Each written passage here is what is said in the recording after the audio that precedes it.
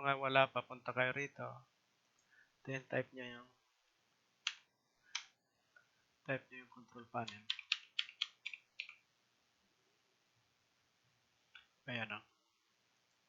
Andito na, ayan o, control panel ito. Yan. Tapos, lagyan natin. Yan. Pagdating ninyo rito sa control panel, dito kayo sa system and security. Okay. Ngayon, pagdating dating ninyo rito sa system and security, pumunta kayo rito sa power option. Okay.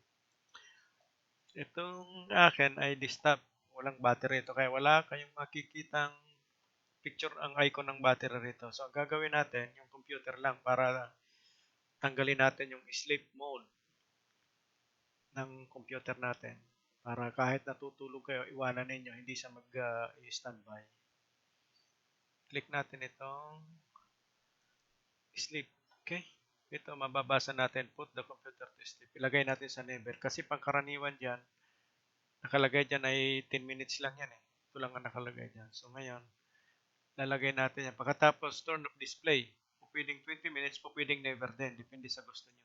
Pero sa akin, preferred ko yung 20 minutes at nang hindi mabugbog tong screen ko. So, patapos, halimbawa, dito muna tayo. Ayan, yung 1 minute na yun, mabubuhay yan dyan. Ngayon, pag ilagay mo sa never, maglalagay yan dyan, save changes na. Ganun lang kasimple. Ayan, save changes. Ayan, tapos na. Hindi na mag-standby yung ano ninyo. Pwede naman yung ito, yung